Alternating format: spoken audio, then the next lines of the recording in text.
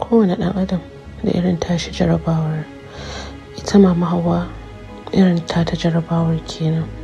Allah ya albarkace ta da yara guda 6, wanda a cikin waɗannan yara guda 2 Allah ya jarabce su da matsalar taɓin hankali. Wannan ɗaki da ta buɗe a ciki wannan babbar take rayuwa, wato mai suna Sumayya, domin ita indai har za ta fita to sai dai an kamo ta. Za ta fita in ta fara gudu sai an kamo ta, kuma za ta fita tana yaga kayanta, za ta yaga komai a jikinta. Ko ta samu roba na cin abinci sai ta tara tanan a ciki, ita karamin sai ta ɗauka ya ta shiga wajen babban sai su zauna. Lokacin suna hannun ɗakin mai lalace ba, sai su zauna su yi ta ci.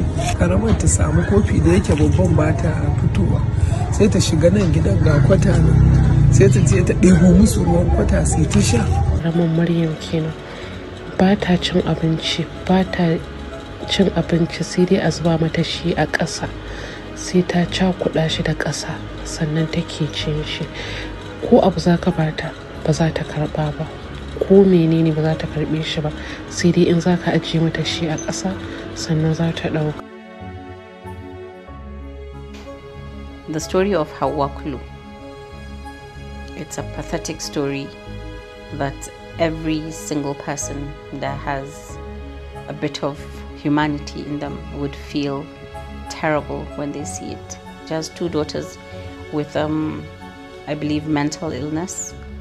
It's terrible to see a mother go through what she's going through with those 2 children.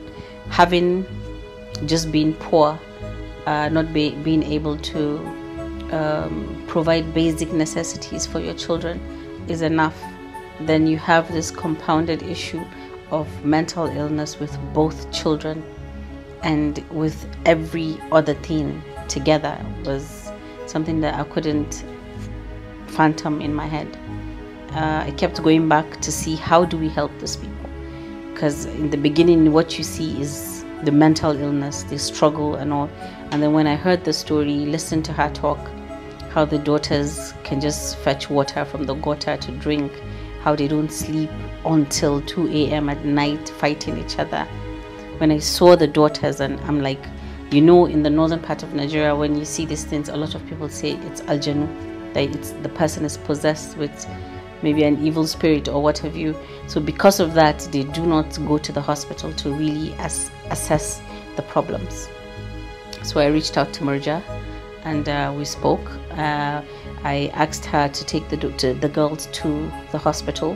The most important thing is for us to know what is wrong with the children medically, first of all, and then we sent our contractors to check and see how can we refurbish their house. Fortunately, Hauwa owns the house, so it was easy for us to just do some renovations.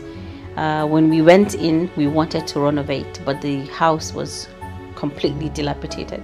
So we brought down the entire building and restructured it to something more habitable and livable for her. And I would say fortunately, when we went to the hospital, all their ailments are things that could be managed, and I was so happy to hear that after the first visit in the hospital, the medications they got, the girls slept for 12 hours straight, and that was something that had never happened in our house. And seeing them after some time, to see the improvement in even their association with people, their output, the way they look and what have you. And equally, we had to step in to see how do we help this woman beyond us just helping by changing their way of life. So she told us what she does for a living, and Murja went ahead to make sure she settles her up with every single thing that she needed to continue her business, and equally a token for her to do her day-to-day run-ins. I said because of the medical condition, we had to set up a payment plan monthly for these children to constantly go back and check with the doctors, so that we can keep up with all their improvements and what have you. So the main point, as always, is for people to help more, for people to see that this is doable. one person can take out something, a token from what they have and help. And I always emphasize on, you don't have to do it in this capacity. You can be the one to help with the medical bills. You can be the one to help with the business ideas. You can do so many things for people. It doesn't have to be money all the time. So take your hands out and help people as much as you can. This saying that the more you give, the more you get is true. I am a living proof that this thing happened.